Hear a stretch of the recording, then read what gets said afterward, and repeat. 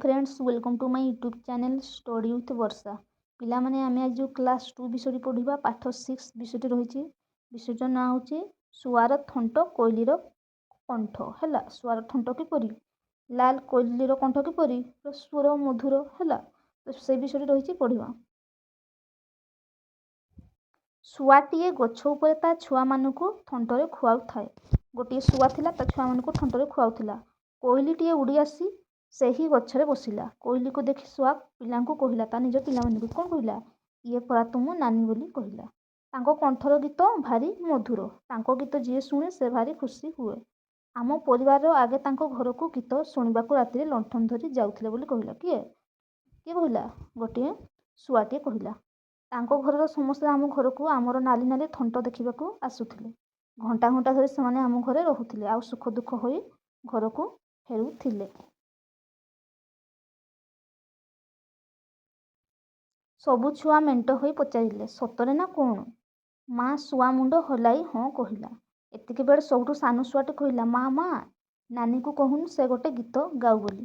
କୋଇଲି ହସି ହସି କହିଲା ହେଉ ତେବେ ଶୁଣ। କୁହୁ କୁହୁ କିନା କୋଇଲି ତା ଗୀତ ଗାଇଲା। ତାପରେ କହିଲେ କ'ଣ ନା ଆଃ କି ସୁନ୍ଦର। ସବୁ ଶୁଆ ଥଣ୍ଟ ହଲାଇ ସବୁଠୁ କହିଲେ ଆଃ କି ସୁନ୍ଦର ବୋଲି। କୋଇଲି କହିଲା ଶୁଆଙ୍କ ଥଣ୍ଟ ଆଉ କୋଇଲିଙ୍କ କଣ୍ଠ ପାଇଁ ଆମ ଦୁଇ ପରିବାର ଆଦର ସବୁବେଳେ ରହିଛି। ଶୁଆ ଛୁଆଙ୍କ ସହ କୋଇଲି କିଛି ସମୟ ଖେଳି ତା ବସାକୁ ଫେରିଗଲା। ଲେଖା ହେଇଛି ଆସ କଥା ହେବା। ଠିକ୍ ଅଛି, କ'ଣ ରହୁଛି ଜାଣିବା। କ'ଣ ପ୍ରଶ୍ନ ପଚାରୁଛି? ଲେଖା ହେଇଛି ଯେ ଶୁଆର ଥଣ୍ଟ ଦେଖିବାକୁ କିପରି କିପରି ନା ନାଲି ହେଲା। ପଚାରିଛି ଗୋପରେ କାହାକୁ ନାନୀ ବୋଲି କୁହାଯାଏ? କାହାକୁ? କୋଇଲିକୁ କୁହାଯାଇଛି ନାନୀ ବୋଲି। ତାପରେ ତୁମେ ଲଣ୍ଠନ ଦେଖିଛ କି? ହଁ ଆମେ ଲଣ୍ଠନ ଦେଖିଛୁ। ରାତିରେ ବିଦ୍ୟୁତ ଚାଲିଗଲେ ତୁମେ କ'ଣ କର? ଆମେ ଲଣ୍ଠନ ଜଳାଇଥାଉ କିମ୍ବା ମହମବତୀ ଜଳାଇଥାଉ। କୋଇଲି ଘରକୁ ଛୁଆମାନେ କାହିଁକି ଯାଉଥିଲେ? କାହିଁକି ନା ଗୀତ ଶୁଣିବାକୁ। ତୁମେ କାହାଠାରୁ ଗୀତ ଶୁଣିଥାଉ? କାହାଠାରୁ? କୋଇଲି ଠାରୁ, ମା ଠାରୁ, ଜେଜେମା ଠାରୁ, ବାପା ଠାରୁ, ଯାହାଠୁ ଆମେ ଗୀତ ଶୁଣିଥାଉ। 2 ନମ୍ବର ଦେଖାଛି ଦେଖ ଓ ଲେଖ। ଟ ଲେଖାଛି ଆଉ ଏଠି ଠ ଲେଖାଛି ତ ଲେଖିବ ସେଇଗୁଡ଼ା।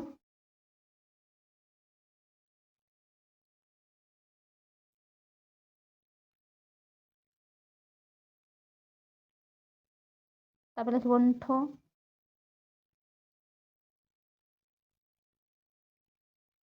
ଯିବା ନେକ୍ସଟ ନମ୍ବର 3 ନମ୍ବର। ଆସ ପଢ଼ିବା କୁହାଯାଇଛି। କ'ଣ ଦିଆହେଇଛି ନା ଘଣ୍ଟି ବାଜଇ ଠନ୍ ଠନ୍ ଘଣ୍ଟ ବାଜଇ ଢଁ ଢଁ ଦୁଃଖୀକୁ ଦାନ ଦେବା ପାଇଁ କୁଣ୍ଠିତ ନ ହୋଇବ କେହି। ଠିକ୍ ଅଛି, 4 ନମ୍ବର ଯିବା। 4 ନମ୍ବର କ'ଣ ହେଉଛି ଦେଖିବା। କ'ଣ ଦିଆହେଇଛି 4 ନମ୍ବରରେ? ଚିତ୍ର ନାମକୁ ପଢ଼ ଆଉ ସେଥିରେ ଯୁକ୍ତାକ୍ଷରକୁ ବାଛି ଗୋଲ ବୁଲାଅ।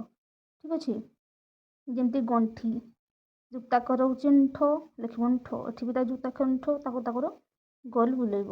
ଏଠି ଠ। ଠିକ୍ ଅଛି, ସବୁଗୁଡ଼ା ଠ ଠ ହେବ ତା ଯୁକ୍ତାକ୍ଷରରେ ଲେଖିବ।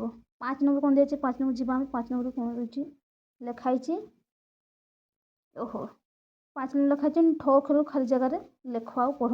ଠ ଅକ୍ଷର ଲେଖିବା ଯେମିତି ଆମର କଣ୍ଠ ହେଲା। ତାପରେ ଲୁଣ୍ଠନ ଲୁଣ୍ଠନ। ତାପରେ ପେଣ୍ଠା ଲେଖିବ। ତାପରେ ସଣ୍ଠ ବା ସଣ୍ଠଣା ହେଲା, ସେଗୁଡ଼ା ସବୁ। ତାପରେ 6 ନମ୍ବରରେ କ'ଣ ଦିଆହେଇଛି ପଢ଼ ଆଉ ଲେଖ। ଠିକ୍ ଅଛି, ଯେମିତି ତଣ୍ଟି ଲେଖା ହେଇଛି ଆମେ ତାକୁ ଲେଖିବା ତଣ୍ଟି। ତାପରେ ତେଣ୍ଟା ଲେଖିବା ତେଣ୍ଟା। ତାପରେ କଣ୍ଟା ଲେଖିବା କଣ୍ଟା। ତାପରେ କଣ୍ଟକ ଲେଖା ହେଇଛି କଣ୍ଟକ ଲେଖିବା। ଯାହା ଲେଖା ହେଇଛି ସେଇଆ ଲେଖିବା। ଲେଖ ପଢ଼ କୁହାହେଇଛି ତ ଲେଖିବା ଆଉ ପଢ଼ିବା। ତାପରେ ନିଅଣ୍ଟ ଝୁଣ୍ଟିଆ। ତାପରେ ହାତ କଣ୍ଟା ଲେଖିବ ହାତ କଣ୍ଟା।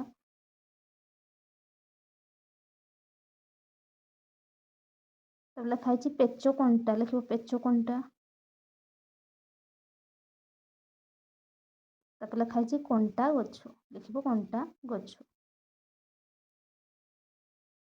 ଯିବା ନେକ୍ସଟ ନମ୍ବର। ନେକ୍ସଟ ନମ୍ବର କ'ଣ ହେଉଛି ଦେଖିବା। କ'ଣ ରହିଛି ଜାଣିବା। ନେକ୍ସଟ ନମ୍ବରରେ ଲେଖା ହେଇଛି ତଳଚିତ୍ରକୁ ଦେଖି ଏକ ବାକ୍ୟ ଲେଖ। ଯେମିତି ଏଇଟା କ'ଣ ଗୋଟେ ଝିଣ୍ଟିକା ଛୋଟ ଅଟେ ହେଲା, ଲେଖିବ ସେଇଟା। ଝିଣ୍ଟିକା ଛୋଟ। ଗୋଟେ। ତାପରେ ଗୋଟେ ଲଣ୍ଠନର ଦିଆ ଚିତ୍ର, ଲଣ୍ଠନକୁ ବାକ୍ୟ ଗଠନ କରିବା। କ'ଣ ଲେଖିବା? ରାତିରେ ଲଣ୍ଠନ ଜଣାଉ ହେଲା। ରାତିରେ ଲଣ୍ଠନ ଲଗାଉ ହେଲା ବା ଜଳାଉ। ତାପରେ ଦିଆହେଇଛି ଘଣ୍ଟା। ଘଣ୍ଟା କ'ଣ ନା ଘଣ୍ଟାରେ 12ଟା ହୋଇଛି ଲେଖିବ।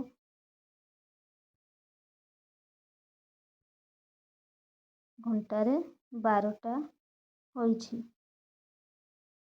ତାପରେ ଲେଖାଯାଇଛି ଗୋଟେ ମିଟୁ ହେଲା, ମାନେ ଶୁଆ। ଶୁଆର ଗୋଟେ ଚିତ୍ର ଦିଆଯାଇଛି, ଲେଖିବ ଶୁଆର ଥଣ୍ଟ ଲାଲି। ଶୁଆର ଥଣ୍ଟ ନାଲି। ଯିବା ନେକ୍ସଟ ନମ୍ବର। ନେକ୍ସଟ ନମ୍ବର କ'ଣ ଦିଆଯାଇଛି ଦେଖିବା। 8 ନମ୍ବର ଦିଆହେଇଛି ଏଠି ପ୍ରଜାପତିର 2 ଡାଳରୁ ଅକ୍ଷର ନେଇ ମଝି ସଂଖ୍ୟା ଗଢ଼ିବା ହେଲା। କ'ଣ ଲେଖା ହେଇଛି? ଯେମିତି ଗୋଟେ ଶବ୍ଦ ଗୁଣ୍ଠୁଲି। ଗୁଣ୍ଠୁଲି ଲେଖିବ ଶବ୍ଦ ଗୁଣ୍ଠୁଲି, ଠିକ୍ ଅଛି। ତାପରେ ଯେମିତି ଆଉ ଗୋଟେ ଶବ୍ଦ ହେଲା ଆଣ୍ଠୁ, ତାପରେ ଆହୁରି ଶବ୍ଦ ହେଲା ଗଣ୍ଠି। ଏଗୁଡ଼ା ସବୁ ଲେଖିବ, ତୁମେ ଶବ୍ଦ ଗଢ଼ିବ। ଯିବା 9 ନମ୍ବର। 9 ନମ୍ବର କ'ଣ ଦେଖିବା। ଲେଖାଯାଇଛି ଆସ ପ୍ରଶ୍ନ କରି ଉତ୍ତର ଲେଖିବା ହେଲା। ପ୍ରଶ୍ନ ଗୁଡ଼ିକର ଉତ୍ତର ଲେଖିବା। ଲେଖାଯାଇଛି ଯେ ଗଛ ଉପରେ ଛୁଆମାନଙ୍କୁ କିଏ ଖୁଆଉଥିଲା? କିଏ? ଶୁଆ। କିଏ ନା ଶୁଆ, ଲେଖିବ ଶୁଆ। ଲେଖାଯାଇଛି କେଉଁ ପକ୍ଷୀର ସ୍ୱର ମଧୁର? କେଉଁ ପକ୍ଷୀର? ଲେଖିବ କୋଇଲି। ତାପରେ ଲେଖାଯାଇଛି କୋଇଲି ସ୍ୱର ପରିବାର ସମସ୍ତେ ଆଦର କରନ୍ତି କାହିଁକି? କାହିଁକି ସମସ୍ତେ ସିଏ କୋଇଲିର ତା ସ୍ୱର ପାଇଁ ଏବଂ ଶୁଆର ଥଣ୍ଟ ପାଇଁ ସମସ୍ତେ କ'ଣ ଖୁସିରେ ଆଦର ରୁହନ୍ତି। କେଉଁ କାମ ସମୟରେ ତୁମ ପରିବାର ଅନ୍ୟ କାମ ସାହାଯ୍ୟ ନିଅନ୍ତି? ତୁମେ ସେଟା ଲେଖିବ ପିଲାମାନେ। ତୁମେ ତୁମ କାମରେ, ତୁମେ ରାତିରେ ଘରକୁ ଫେରିବା ବେଳେ କ'ଣ କର ଲେଖିବ ତୁମେ, ଠିକ୍ ଅଛି। ତାପରେ ଲେଖା ଅଛି 10 ନମ୍ବର ଘଣ୍ଟା ନଥିଲେ ଆମକୁ କ'ଣ ଅସୁବିଧା ହୋଇଥାନ୍ତା? କ'ଣ ଅସୁବିଧା ହୋଇଥାନ୍ତା? ସମୟ ଆମେ ଜାଣିପାରିନଥାନ୍ତେ, ଲେଖିବ ସେଗୁଡ଼ା। କାମ ସଠିକ୍ ସମୟରେ ନ ହୁଅନ୍ତା, ଠିକ୍ ଅଛି। ଏଗୁଡ଼ା ସବୁ ଲେଖିବ। 11 ନମ୍ବର ଯିବା। 11 ନମ୍ବର କ'ଣ ଦେଖିବା। ଲେଖା ହେଇଛି ଯେ ଉପଯୁକ୍ତ ବିରାମ ଚିହ୍ନ ବ୍ୟବହାର କରିବ। ତୁମେ ଲଣ୍ଠନ ଦେଖିଛ କି? କି ପ୍ରଶ୍ନ କଲେ ଆମର ଏଇଟା ଆସିବ ପ୍ରଶ୍ନବାଚକ ଚିହ୍ନ। ଶୁଆର ଥଣ୍ଟ ନାଲି, ଏଇଟା ଆସିବ, ଠିକ୍ ଅଛି। ଆଃ କି ମଧୁର ସ୍ୱର। ଆଃ କହିଲେ ଆମେ ଆଶ୍ଚର୍ଯ୍ୟ କରୁଛୁ ନା, ଏଇଟା। ତାପରେ ଘଣ୍ଟା ଦେଖି ସମୟ କୁହ। କୁହ ଗୋଟେ ପ୍ରଶ୍ନ, ତ ପ୍ରଶ୍ନ ଚିହ୍ନକୁ ଚିହ୍ନ ଦେବ। ଯିବା ନେକ୍ସଟ ନମ୍ବର। 12 ନମ୍ବର ଚିତ୍ର ରଙ୍ଗ ଦେବ। ତୁମେ ପିଲାମାନେ ଏଠି ଚିତ୍ର 2ଟା ଅଛି, ସେଗୁଡ଼ା ତୁମେ ନିଜେ ନିଜେ ରଙ୍ଗ ଦେବ, ଠିକ୍ ଅଛି। ଏଇଗୁଡ଼ା। ତାପରେ 13 ନମ୍ବର କୁହାଯାଇଛି ତୁମ ପାଇଁ କାମ। ଚିତ୍ର ଦେଖି ଅଙ୍ଗ ପ୍ରତ୍ୟଙ୍ଗର ଗୁଡ଼ିକର ନାମ ଲେଖିବା। ତାହେଲେ ନାମ ଲେଖିବା ଯେମିତି ଆଖି, ମୁଣ୍ଡ, କାନ, ଏଗୁଡ଼ା ସବୁ ତାଙ୍କ ଅଙ୍ଗ ନା ନାହିଁ, ସେଗୁଡ଼ା ଲେଖିବା। ଏଗୁଡ଼ା ସବୁ ଲେଖିବ, ଠିକ୍ ଅଛି। ଆହୁରି ଜଙ୍ଘ, ପାଦ, ପେଟ, ପାଟି, ଠିକ୍ ଅଛି। ଏଗୁଡ଼ା ସବୁ ଲେଖିବ ତୁମେ।